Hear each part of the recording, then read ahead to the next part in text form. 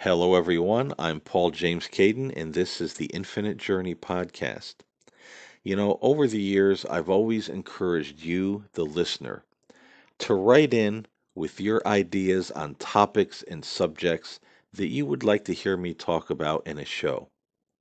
And for those of you who might be new to this podcast, that's one of the reasons I always put my email in the podcast description. So if you just want to chat, if you want to give your opinion on something, or if you have an idea to say, hey, I'd like to hear you talk about this. Have you ever heard about this particular person or this particular subject? What do you think about this? You are certainly welcome to write in and share your particular interests and ideas for future shows. So, wherever you are listening to this podcast right now, my email will be in the show description, and you can write in if you have a topic or a subject that you would like to hear me talk about. And that is exactly what we're going to be doing in this show. Because last week I got a number of emails from some folks all asking the same question. They wanted to know if there is a person on the internet, she's out there as a spiritual advisor by the name of Teal Swan, and a number of folks wanted to know if I thought Teal Swan's teachings were in conjunction or in agreement with the Urantia Book. Now, if you don't know who Teal Swan is, welcome to the club. I didn't know either, never heard of her. I had to do a little bit of research to find out, and that's one of the reasons I love getting show ideas or requests from you, the listening audience, because sometimes I will get something that comes in that I don't necessarily know about, I never heard about. And it causes me to research. I have to look into things before I can speak about it. So I think it's kind of beneficial both ways, that I get to learn something new if it's not something that I'm familiar with. And then I get to give my opinion for what it's worth to all of you who are tuning in. So that was the topic this week. Is Teal Swan's teachings, do they agree with the Urantia book? And as I said, I had no idea who Teal Swan was. This was something I was initially going to pass over because I never heard of her. But I happened to look it up. I was watching YouTube one night, so I put in the name and some videos came up. And I said, "Oh, this is kind of interesting." And it caught my eye, it caught my ear, and in the end, I decided that I thought it was a worthwhile topic to speak about. So if you know who Teal Swan is, if you're tuning into this podcast because you see her name in the title, rest assured this is not a bashing or tearing down kind of show. Even if I disagree with someone or disagree strongly with something they might believe in or teach, that doesn't mean I hate that person or I'm wishing that person to fail or any such thing. That's one thing we have to realize in today's modern world. It's okay to disagree. It doesn't mean we hate each other. It doesn't mean we have to be, sworn enemies and go after one another. So let's get that clear uh, right now. If you happen to be tuning in, this is not a tear down show. It is an opinion. For those of you who don't know who Teal Swan is, that's okay because I think there will be some topics here in this conversation that kind of bring a universal truth when we're talking about spirituality and sitting under the teachings of other individuals. So I think it's going to be an interesting show either way. So let's ask the question, who is Teal Swan? And basically, she is a spiritual advisor, spiritual counselor. She talks a lot about different psychological aspects of human life. If you look at her YouTube channel, you will see things about dealing with depression, dealing with anxiety. She had a video that I thought was rather interesting about ghosting, why people ghost one another so much in the modern day and age. And it is a popular thing, oh, I thought we were best friends, or I thought that guy liked me or that girl liked me, then they just disappeared, they ghosted me. And she did a whole show on kind of the psychological makeup and reasons why some people might make it a habit of ghosting others. So I thought there was some interesting and useful information there as far as looking at these topics of human life and the human condition. But now, as far as Teal's teachings agreeing with the Urantia book, I would say not so much. The first thing that comes to mind is that Teal believes in reincarnation, and I saw a clip where she was talking about being the reincarnation of or being inhabited by. It sounded like she was talking about uh, an ancient alien consciousness that is now her. And I know she also teaches that she is the reincarnation of, some famous Swami in India from, decades ago. This would not agree with the Urantia book, and I don't know if I made mention of this real quick. The people that wrote in heard me talk about things about the Urantia book on this show, and most of them were just starting to read the Urantia book, and some of them came across Teal Swan. Others were longtime listeners, and they're saying, "Gee, this seems to agree. This is kind of cool." Um, is what Teal is teaching. Does it line up with this book? So that's why we're asking the question. Do her teachings agree with the Urantia book? So back to reincarnation. Um, the Urantia book does not teach it. It doesn't teach that humans are reincarnated, and it doesn't teach that aliens or angels or any other celestial being would incarnate upon the earth as a human being.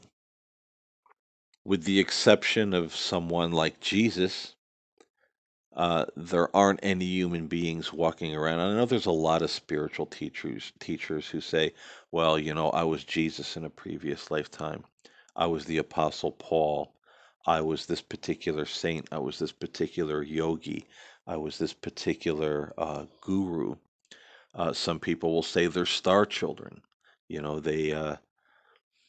They're not from here at all. Essentially, they're an alien being reincarnated or incarnated into a human form. And the Urantia book talks a lot about the universe, the local universe, the super universe, and all the different beings in the universe, most of which are spiritual beings and different classes of angels who help to maintain order and balance in the universe. They are God's servants doing his work, and they all have a ministry, they all have a job. The Urantia book teaches that there is material life here on Earth and also on other planets and other local universes out there in the cosmos. And those particular planets, like Earth, are watched over by celestial beings and aliens, and or not aliens, celestial beings and angels, and of course, the Spirit of God. But the Urantia book doesn't say anything about spaceships visiting us from other worlds and, all this, type of thing. Nor does it talk about any other beings from other planets or other celestial beings incarnating as human beings here on planet Earth. So, no, that would not agree with the Urantia book um, on any level. The Urantia book teaches that when we die, one of two things happen. That either in our mortal lifetime here on Earth, a person will absolutely reject God and reject the indwelling Spirit of God that is within them that tries to guide them in their lives. And by rejecting God, the person is saying, I don't want anything to do with you. I don't want anybody telling me what to do. I don't want to bow down to anybody. I want to do my own thing. And then that person will naturally live according to the base nature of the advanced animal, which is a human being. And when that kind of person dies, their personality perishes with them, with the physical brain and the material mind. For those who accept God, have faith, try to live a good life, you don't have to jump through hoops, as religion has us do. The Urantia book just tells us to experience God, love God, have faith in God, and try to make, good decisions. Try to live in harmony with the teachings and the laws of God, which would be, basically the universal law of love. And if you do this, you will be taken to what is called the mansion worlds after you die on this earth and your soul begins its journey toward God and into the infinite universe. But the Urantia book is very clear that, its teachings are that no spirit from the other side comes to visit us here on earth, and no one comes back to earth and reincarnates over and over and over again. So, from what I understand, Teal Swan teaches and believes, of course, the expansive universe, the spiritual universe, but it's definitely quite a different idea than what the Urantia book would put forth. One of the things I found, as far as Teal's teachings go, that I thought was a little bit of concern, and a lot of people do apparently, is that she doesn't look at suicide as being necessarily a bad thing. She teaches that sometimes souls,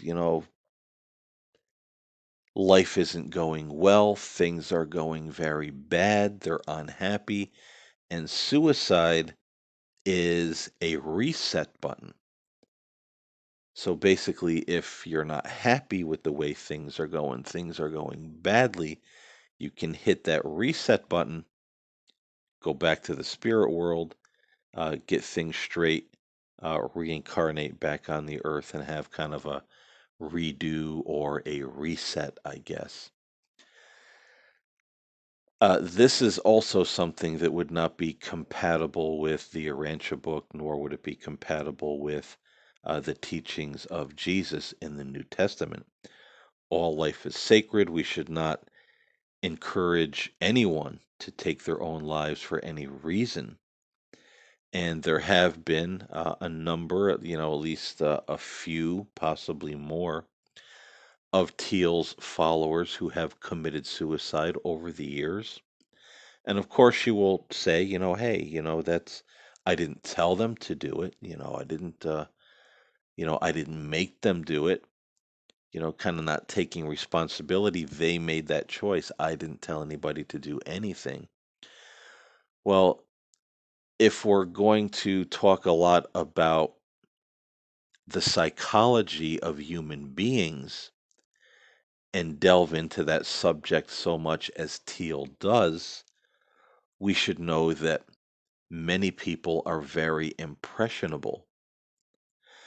And so if they hear that personality that they look up to as their mentor, their guide, their guru, I mean, some of Teal's followers, many of them, they worship the ground she walks on. They think she is absolutely wonderful. And so if you look up to someone with that much admiration and you put your trust and your entire faith in their teachings, and you hear that person say, well, suicide isn't necessarily bad for some people, it's a reset. If that person encounters a difficult time in their lives, they just may hit that reset button because Teal said it was okay, and that's all it is. It's just the reset button. So maybe she didn't tell them personally, hey, go kill yourself, things are bad. But you're kind of referring to, you know, if this is what some people need to do, that's okay. So if I could talk to Teal Swan, that's a question I would ask if you're so much into the psychology aspect of the human existence and how we're affected by certain things. How would you not know that your followers could very much be impressed with this idea or influenced by this idea that you're putting forth about suicide? So either, she's not thinking about that, or everything she's saying about, oh, the psychology of the human existence and dynamic is just stuff she's reading out of a book and then kind of spitting the facts back out. And it sounds good without really having a lot of insight into human nature or the human mind. Because anybody with just even a little bit of psychological training or training in any kind of counseling knows that people can be very impressionable. And if you're in that kind of position where people look up to you, you have to be very careful what you say to them because people can get the wrong impression, and that wrong impression can really make them do the wrong thing. So that's one that's definitely a little concerning to me. I don't believe that suicide is a one-way ticket to hell. The Urantia book doesn't teach that. Jesus never said anything about that. I think God is well aware of each and every one of us and the struggles that we go through. And sometimes people might have a mental illness. They might be struggling with depression or, some other mental illness, or they just hit a really bad time in life and they sink into depression and they're not thinking straight and they end up taking their own lives. I don't think God is punishing them for that. I think he's helping and comforting them for that because he knows what they went through. He knows the pain and the suffering and the anxiety and the mental hell that kind of thing can put you through.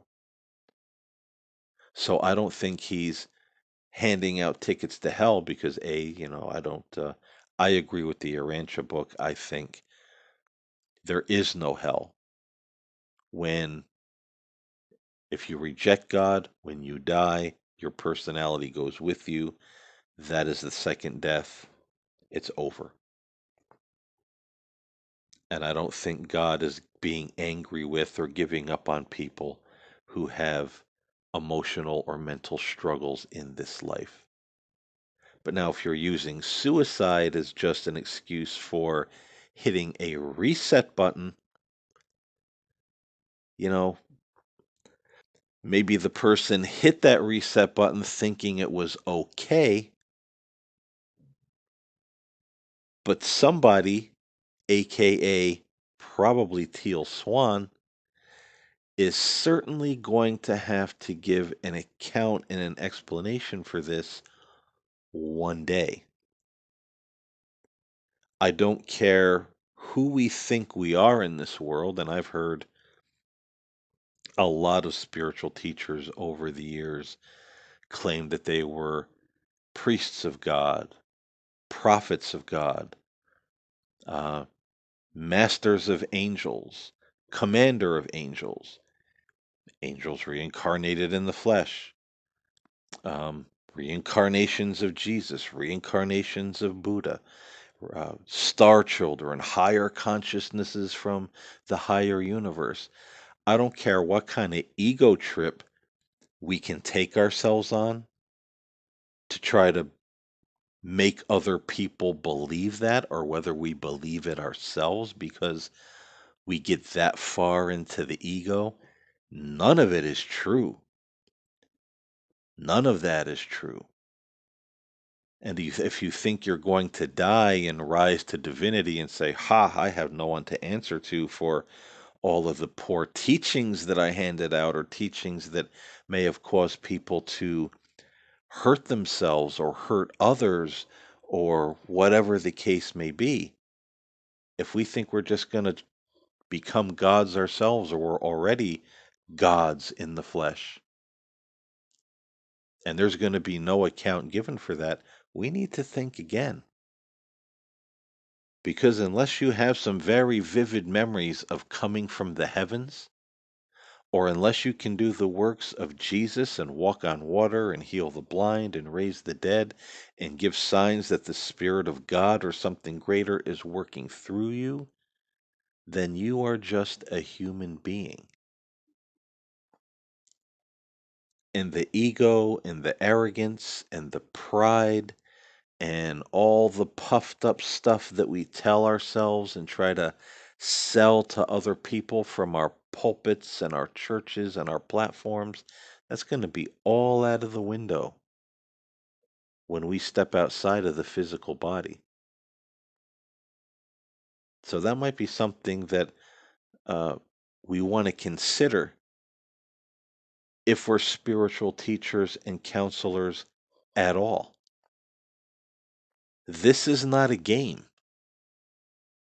And if Teal happens to listen to this, I know that there are people out there who say, well, she's a cult leader. And she will say, well, no, I'm not a leader of a cult. I don't have a cult. It's easy to say that, but I think we have to take a look around us and see the almost divine position some of us put ourselves in as spiritual teachers, how the followers react to us. How much control do you have over those people that adore you so much? You don't necessarily have to have some kind of temple or a building and a bunch of people around you, bowing down, worshiping you as a god or a goddess or a goddess. You can be a cult or a cult personality and simply be online, or simply be on TV. Understand what a cult it is. It is a group of people that believe in or worship or are completely obedient to one central leading figure who claims to know it all, or to know much more information than everyone else around them. They have this incredible divine insight that nobody else really has. And you can usually see that hint of ego or arrogance or look at me, how beautiful I am, or how handsome I am, or how smart I am, or how wonderful I am. I'm just special, and you know it, or at least you should know it. When we see that, when we can look in the depths of ourselves and recognize that,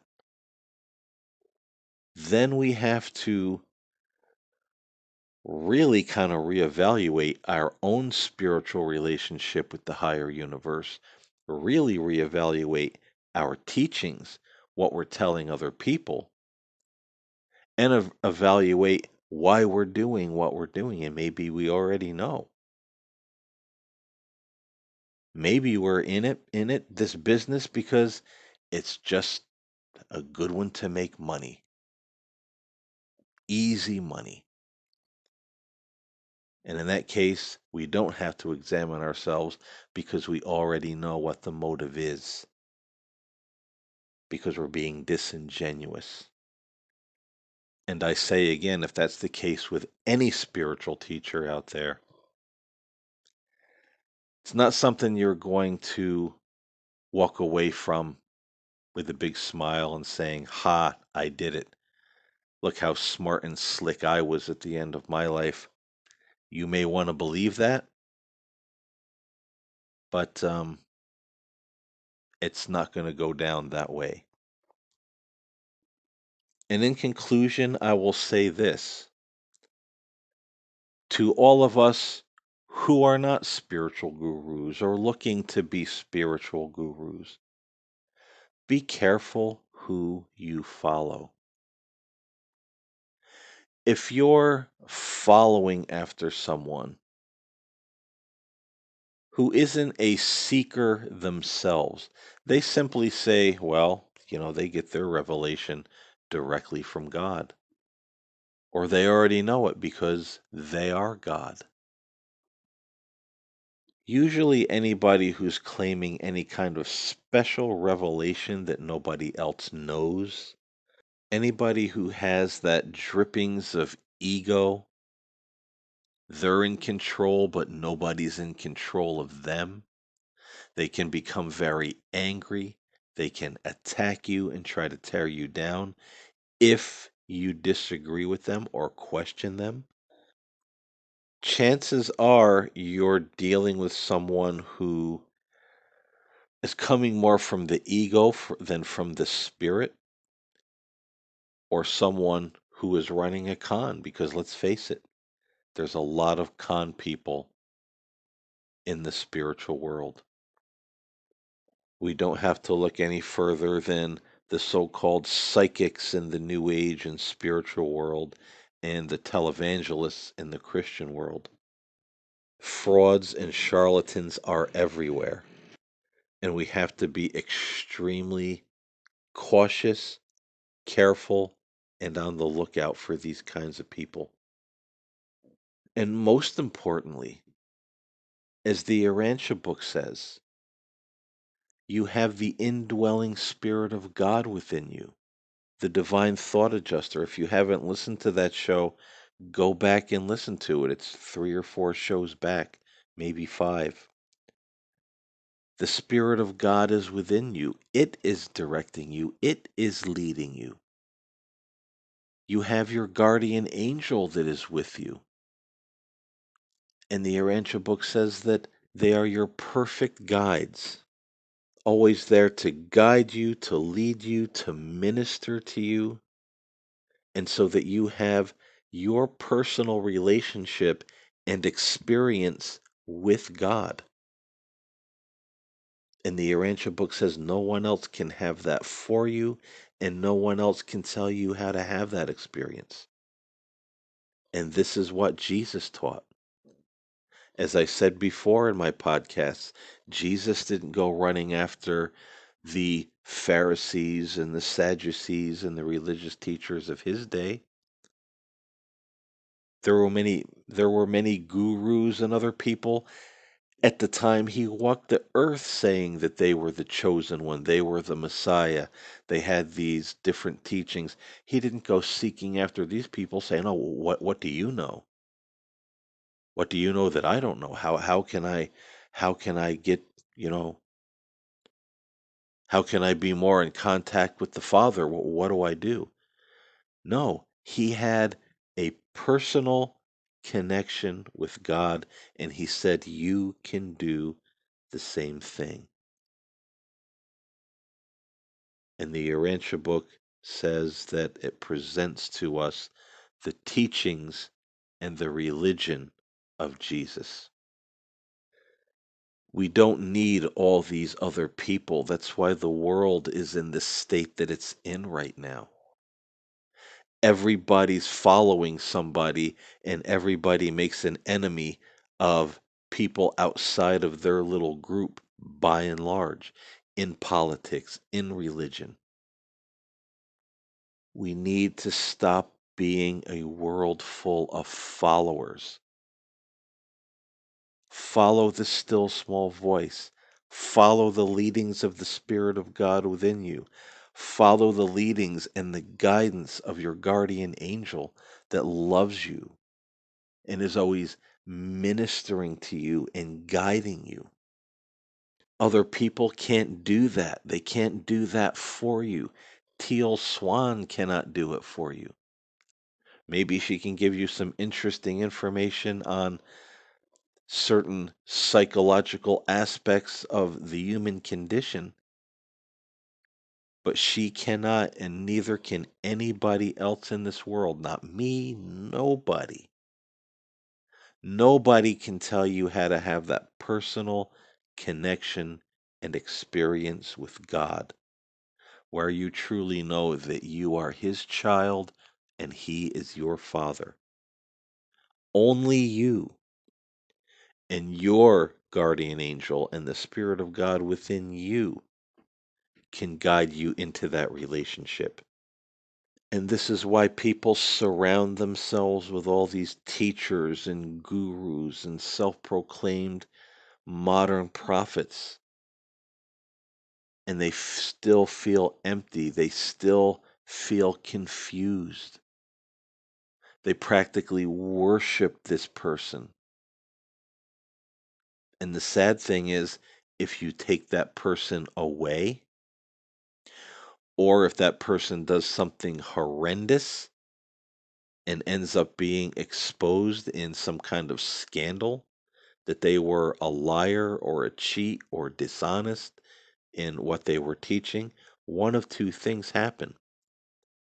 The person either crumbles, they lose all faith in everything, and they fall into great depression and anxiety because the person that they looked up to was a fraud.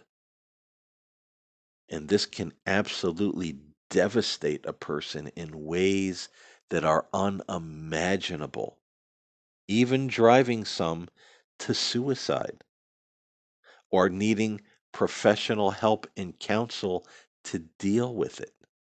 It can be devastating. Or, no matter what the person does, they could be caught in some kind of scandal, do something terrible, found out to be a fraud, and then we've wrapped our whole lives up into that person. So we have no choice but to self delude ourselves and say, I don't believe it, even when the truth is staring us right in the face. And that's no way to live either. And that's no way to nurture our own spirituality. You see, folks, there's that proverb in the Bible that says, it is better to trust in God than in man. And when you trust God, when you have that connection with Him, with that indwelling Spirit of God within you, with your guardian angel, they're not going to let you down. People let us down. People get motivated by greed and money and power and pride and the ego and arrogance. And these things will always be a rug that will be pulled out from under our feet, and we will be greatly disappointed. Or we will lie to ourselves and just not believe it. Self deception. But you're never going to have that problem when you're connected to the source. When you have that personal relationship and experience with God in your life, He's not going to pull the rug out from under you, ever.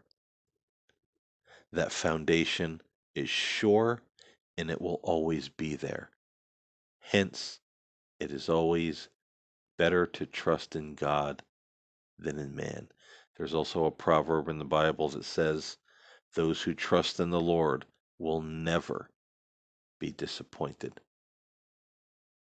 And I think that is very beautiful, and I think that's very true, because man disappoints us. Well, all of his charades and arrogance and whatever motivations spurs him or her on to do what they do. And some people are honest. There's some very wonderful spiritual teachers out there who are good people. But still, we shouldn't be practically worshiping these people, setting them up as an idol in our lives. That place belongs to God, not a guru, not a self proclaimed prophet, not a teacher, not a counselor. No matter how wonderful they are, they can be there to help you when you need that human shoulder to lean on. But they shouldn't have all of your admiration and focus, because that alone belongs to God. And when you put those things on God and give them to God, He will not disappoint you.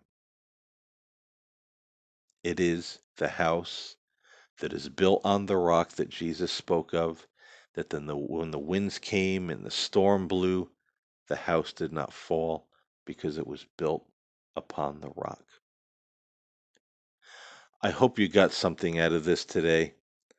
I really appreciate you listening, and I appreciate all of you that wrote in and asked me this question for this particular podcast. Until next time, everyone stay safe, stay well, put your faith in God. Sit down, close your eyes, just focus inward, and just say, hey, God, what do you want to say to me today? Even if it's just hello, and just listen. That voice will grow stronger and stronger over time. And you'll have a relationship with the divine that you never thought was possible. God bless everyone. I'll see you next time here on the Infinite Journey.